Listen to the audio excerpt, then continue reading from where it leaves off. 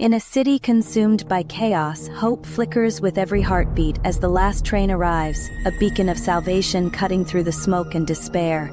Its whistle pierces the night, a haunting call that stirs the weary souls who have waited endlessly in the shadows.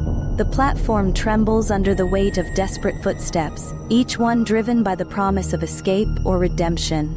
The train, an iron lifeline in a crumbling world, offers no guarantees, only the chance to move forward. As its doors slide open, hesitation mingles with determination, and the city holds its breath, teetering between ruin and rebirth. With each passing moment, the weight of uncertainty grows heavier as the train departs, its wheels grinding against the tracks, carrying away not just passengers but the fragments of decisions left unmade. The landscape outside blurs into streaks of muted color, a fitting metaphor for the confusion within. Each chime of the conductor's voice echoes like a countdown, amplifying the growing unease. Questions linger unanswered. What lies ahead? What has been left behind? The rhythmic clatter of the train seems almost mocking, a steady reminder that time moves forward, indifferent to hesitation, and yet, amidst the chaos, hope flickers, fragile but persistent, waiting to reveal what the journey will bring.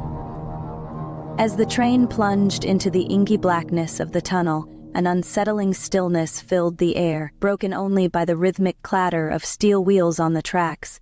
Passengers exchanged wary glances, the dim overhead lights flickering like dying embers. A chill, unnatural and bone-deep seeped into the carriage, as though the darkness itself had weight pressing against them. The conductor's voice crackled over the intercom, distorted and hollow. "Ladies and gentlemen, remain in your seats. Do not—" His words cut off abruptly, leaving a static hiss that seemed to hum with an unspoken warning. Whispers rippled through the passengers, murmurs of confusion and fear swelling with each passing second.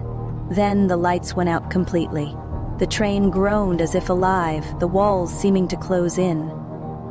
Shapes moved, or was it just the imagination, in the suffocating dark? Somewhere ahead, a scream erupted, sharp and guttural, sending icy tendrils of dread curling through every soul aboard. In the face of terror, Emily must summon her strength and decide who to trust, but the line between friend and foe has blurred. Shadows stretch and twist around her, whispering secrets she can't quite hear, yet their cold breath chills her to the core.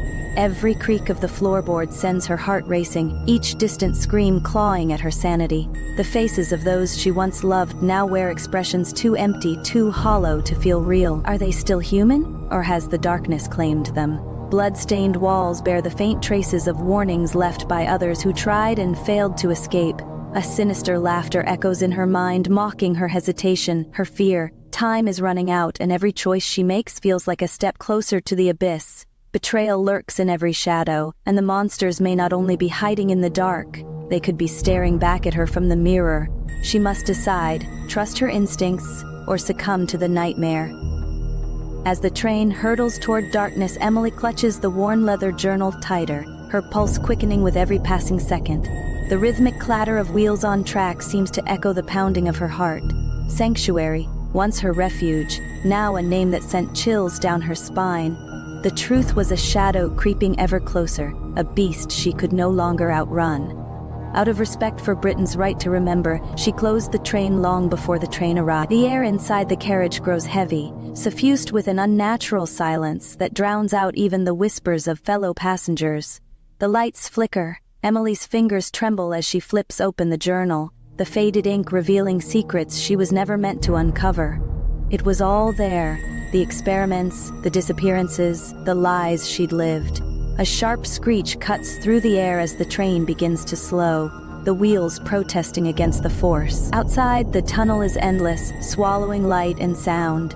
She sees a figure at the far end of the carriage, motionless, watching.